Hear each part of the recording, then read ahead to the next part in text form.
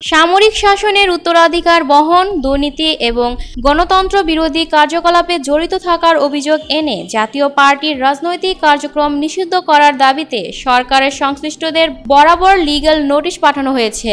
রোববার ৭ সেপ্টেম্বর সন্ধ্যায় জুলাই আন্দোলনের সংগঠক ও এনসিপি ঢাকা মহানগর দক্ষিণের রাজনৈতিক কর্মী হোসাইন মোহাম্মদ আনোয়ারের পক্ষে সুপ্রিম কোর্টের অ্যাডভোকেট সালাউদ্দিন রিগেন এই লিগ্যাল নোটিশ পাঠান। এতে নির্বাচন কমিশন সহ সংশ্লিষ্টদের বিবাদী করা হয়েছে।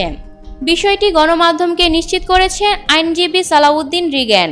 লিগ্যাল নোটিশে বলা হয়েছে, নোটিশ পাওয়ার ৩ দিনের মধ্যে পদক্ষেপ না নেওয়া হলে হাইকোর্টে এর প্রতিকার চেয়ে রিট আবেদন করা হবে। রিটে আরও বলা হয়, বাংলাদেশের রাজনৈতিক প্রেক্ষাপটে জনগণের গণতান্ত্রিক অধিকার সংরক্ষণ ও একটি সুষ্ঠু, শান্তিপূর্ণ এবং মুক্ত নির্বাচন নিশ্চিত করা নির্বাচন কমিশনের নৈতিক ও সাংবিধানিক দায়িত্ব। কিন্তু দীর্ঘদিন ধরে বাংলাদেশের জাতীয় পার্টি নানা সময়ে রাজনৈতিক প্রক্রিয়াকে কলুষিত করেছে। এতে বলা হয়, শুধু তাই নয়, দলটি গণতন্ত্র বিরোধী কার্যকলাপ পরিচালনা, সামরিক শাসনের উত্তরাধিকার বহন, দুর্নীতি ও প্রশাসনিক অপব্যবহার এবং জনস্বার্থ বিরোধী কর্মকাণ্ডে লিপ্ত থাকার অভিযোগে ব্যাপকভাবে সমালোচিত। নোটিশে বলা হয়, এই দলটি প্রতিষ্ঠা লগ্ন থেকে গণতন্ত্রের মূল ধারা ক্ষুণ্ণ করেছেন এবং বারবার নির্বাচনকে প্রহসনে পরিণত করার ইতিহাসে জড়িত থেকেছে।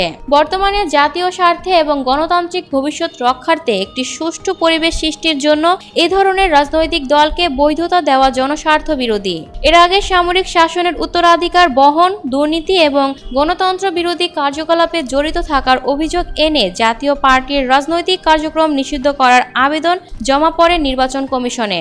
গত বুধবার ৩রা সেপ্টেম্বর রাজধানীর বংশালে বাসিন্দা হোসাইন মোহাম্মদ আনোয়ার প্রধান নির্বাচন কমিশনের কাছে এই আবেদন করেন। আবেদনে উল্লেখ করা হয়, গত ১৭ বছরের দুঃশাসনের কারণে ছাত্র জনতার গণ অভ্যুত্থানে আওয়ামী লীগ দেশ ছেড়ে পালাতে বাধ্য হয়। এরপর ছাত্র আন্দোলনের মুখে বর্তমান সরকার ফ্যাসিবাদী আওয়ামী লীগকে তার সব রাজনৈতিক কর্মকাণ্ড থেকে নিষিদ্ধ করে। তবে জাতীয় পার্টি ফ্যাসিবাদী মাফিয়া হাসিনার সব রাজনৈতিক কর্মকাণ্ডকে বৈধতা দেওয়ার দোসর হিসেবে সবসময় সাপোর্ট দিয়ে গেছেন। Lucky Akter, people voice television, Dhaka.